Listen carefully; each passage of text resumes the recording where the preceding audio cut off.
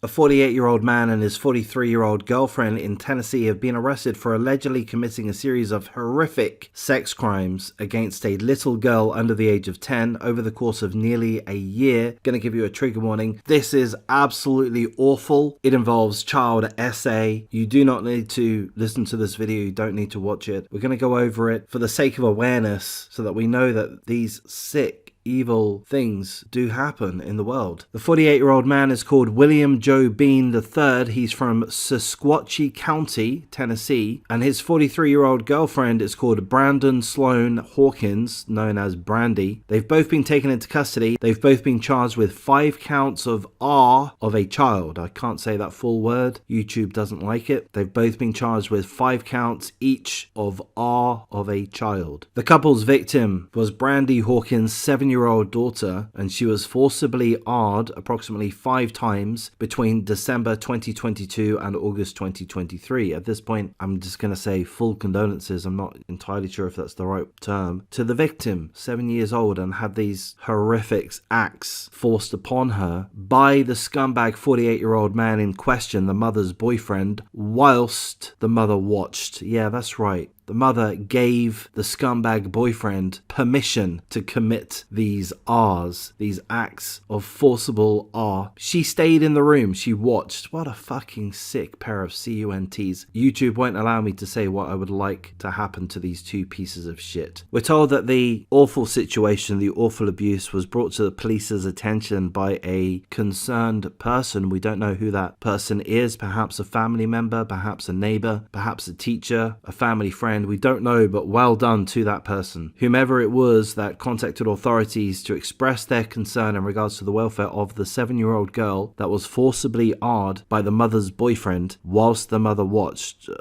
That concerned person has done an amazing thing. We're told that the mother's brother has been awarded temporary custody of the 7-year-old pending the trial outcome of the mother and the mother's boyfriend. The 7-year-old is moving to Texas to live with the mother's brother, and I applaud that. Perhaps it was the mother's brother that contacted authorities. I don't know. But well done to the mother's brother for stepping in and for offering the 7-year-old girl, his niece, a loving family home. There is a GoFundMe to help raise funds. So you can check that out if you feel it's appropriate to do so. And that's all the information that we have. So again, an absolutely awful article. And I only go through this type of article just so that it does get covered. Just so that we do have an awareness that these awful, terrible things happen. What is more shocking, that this scumbag performed these acts, or the fact that the mother granted permission for him to do so and she stayed in the room and watched? I mean, it's just fucking sick beyond belief. It's absolutely awful. That's why I say you don't have to watch this. That's why I provide a trigger warning. And I'm going to say now that when you do watch these videos, my videos on this channel and other similar true crime channels, or indeed if you read through the articles yourselves, please do remember to take a mental break. These are all very dark, disgusting, emotionally charged subjects, and they're depressing. They change our moods. They make us upset to whatever degree, to whatever level. They bring us down and they make us angry. And I think looking at these topics, reflecting on these topics, there is benefits there. I mean, these are factual situations. There's an educational aspect, but I feel that there's a sobering aspect. There's something sobering about it. It detoxifies my ego, if that makes sense. It just brings you down to a new sense of reality, perhaps a new sense of thankfulness that you've not had to go through these awful things, that your family members thankfully haven't had to go through these awful things. And I know that some of you have gone through these awful things and some of your family members have, but I think you get my point. There's a sobering aspect, but it's also depressing with that. So please do take a mental break, whatever it happens to be. Don't watch video after video. If you find yourself getting a little bit too down, take a break, go out for a walk, switch off YouTube for a few days, whatever it happens to be. Personally, I